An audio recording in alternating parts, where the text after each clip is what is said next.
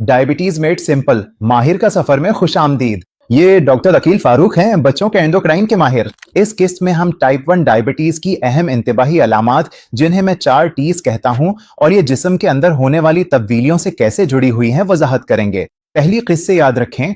Type 1 diabetes में insulin की कमी की वजह से ग्लूकोज खून में फंसा रहता है और जिस्म के खलियों में तवानाई के लिए दाखिल नहीं हो पाता।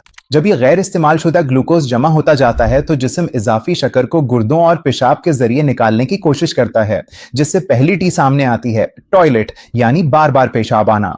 पेशाब में ग्लूकोज होने की वजह से बहुत सा पानी भी साथ निकल जाता है, इसलिए बच्चे बार बार पेशाब करते हैं, यहाँ तक कि रात को भी, और कभी कभार उनसे पेशाब का कंट्रोल भी नहीं रहता। चूंकि इतना ज्यादा पानी जाया हो जाता है, इसलिए दूसरी टी जाहिर होती है, थर्स्ट, यानी मामूल से ज्यादा प्यास लगना या ज्यादा पानी पीना। जिस्म कोशिश कर रहा है कि पेशाब के जरिए निकलने वाले पानी की कमी को पूरा करे, और ये इस बात की अलामत है कि जिस्म में डिहाइड्रेशन हो रही है। अब हम खलियात की तरफ देखते हैं। ग्लूकोज तो मौजूद है, लेकिन इंसुलिन के बगैर खलियात को वो तवानाई नहीं मिल रही जिसकी उन्हें जरूरत है। असल में वो भूखे रह रहे हैं।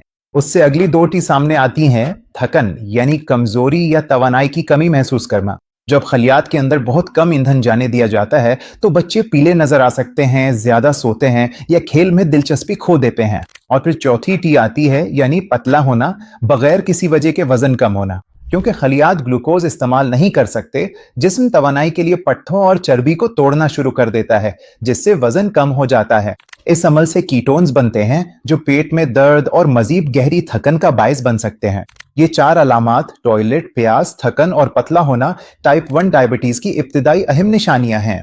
अगर आप ये अलामात देखें तो फौरन किसी डॉक्टर से सादा खून का टेस्ट करवाना बहुत जरूरी है। तो क्या मैं इतना ज्यादा पानी इसलिए पी रहा था क्योंकि मैं बार बार टॉयलेट जा रहा था? बिल्कुल ठीक। आपका जिस्म वो चीजें वापस हासिल करने की कोशिश कर रहा था जो वो खो रहा था, इसीलिए आपको बार बार प्यास लगती थी। और अब मैं दोबारा फुटबॉल खेल सकता हूँ बगैर थकन महसूस किए।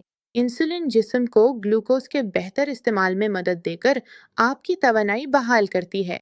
अगरचे ये 4 टी वार्निंग हैं, लेकिन अगर ये अलामात नज़रअंदाज हो जाएं तो जिस्म एक संगीन हालत में जा सकता है, जिसे डायबिटीज कीटोएसिडोसिस या मुख्तसरन DKA कहा जाता है।